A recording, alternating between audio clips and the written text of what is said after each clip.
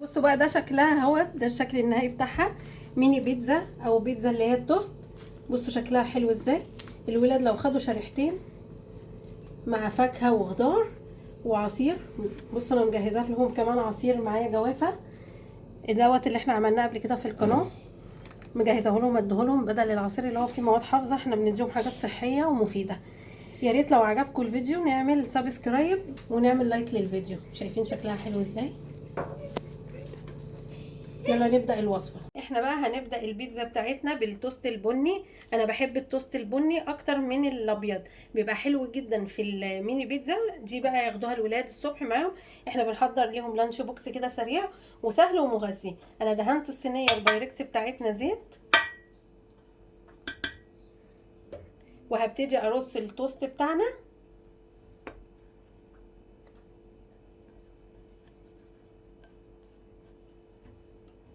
شايفين برصه ازاي.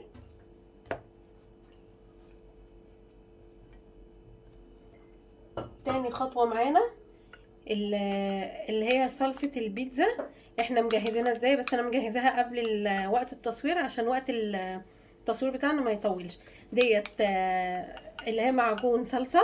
حطيت عليها زيت زيتون، حطيت عليها زعتر، حطيت عليها فلفل اسمر وملح وبابريكا وتوم باودر وبصل باودر. انتوا لو نزلتوا على الفيديو بتاع البيتزا بتاعنا اللي احنا عاملينه قبل كده هتلاقوني ان انا محضره المعجون ده معاكم. بس انا مجهزاه قبل البرنامج، زي قبل التصوير زي ما قلت لكم. هنبتدي بقى نحط كده على كل بيتزايه، على كل توستايه اللي هي هتبقى البيتزا ان شاء الله. هنحط ايه يعني حته كده صغيره ونبتدي نفرد. الاكله دي يا جماعه مش هتاخد بالظبط 5 دقايق وربع يعني، وتلت ساعه في الفرن كبيرها، او ربع ساعه لتلت ساعه. وحاجه صحيه للولاد، تديهم طاقه وتبقى وجبه غذائيه يعني وجبه متكامله. انا بصراحه مش بفضل اللانش والجبن، الحاجات دي كلها ما بتخليهم يجوعوا بسرعه وما بيشبعوش كويس وبيبقوا هفتانين كده. لكن دي بقى بتديهم ايه يعني طاقه وحاجه مغذيه وبتشبعهم كده. احنا دهنا اهوت المعجون بتاعنا. هنا في حته، شايفين؟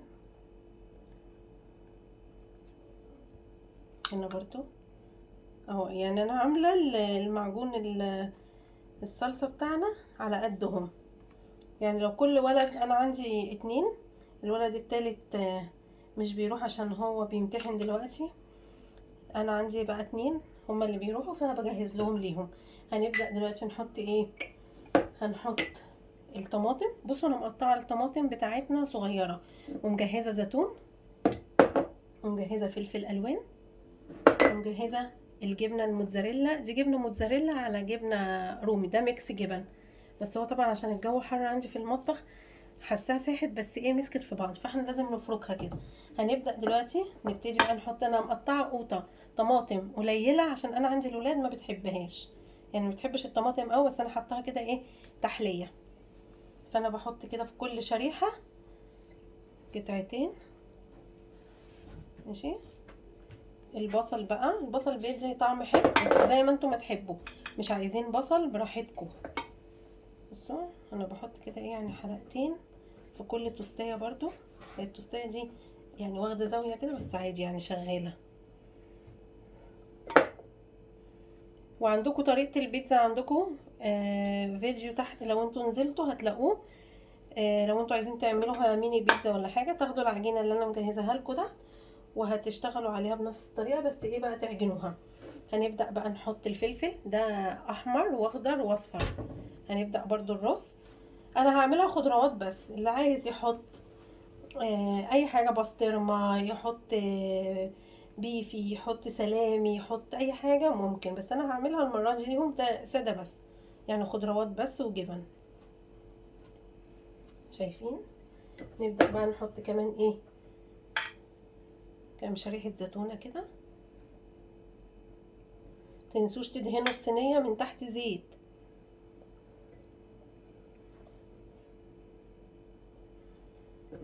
نجيب بقى الجبنه بتاعتنا ونبتدي بقى نرش، نغطيها بقى بالجبنه عشان تبقى ايه بقى جبنه سايحه كده معاها ومديها طعم حلو جدا. وهنقطع لهم بقى فاكهة في اللانش بوكس، خضار، نقطع لهم خيار، جزر، خس، لو في خس برضو تقطعه لهم. الحاجات دي مشبعة وصحية ليهم. احنا بنحاول نديهم الاكل الصحي، بلاش يعني ايه الاكل الكتير اللي احنا نحط لهم حاجات حلوة. لا، الحاجات دي مغذية ليهم وصحية، وحاجات في البيت احنا ضامنينها. بصوا احنا نضغط كده ضغطة على الجبنة بس، شايفين؟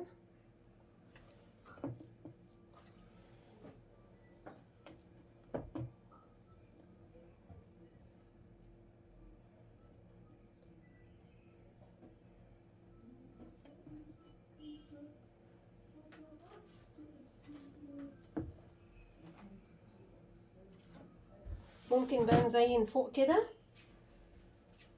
بفلفلايه كده من على الوش كده. هو الخضار شكله كمان حلو جدا، شايفين كده؟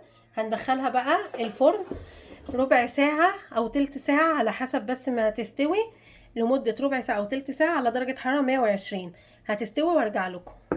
بصوا بقى ده شكلها اهوت، ده الشكل النهائي بتاعها، ميني بيتزا او بيتزا اللي هي التوست. بصوا شكلها حلو ازاي. الولاد لو خدوا شريحتين مع فاكهة وخضار وعصير.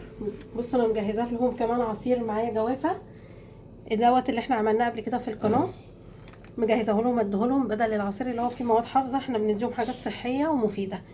يا ريت لو عجبكم الفيديو نعمل سبسكرايب ونعمل لايك للفيديو. شايفين شكلها حلو ازاي؟ يلا نبدا الوصفه.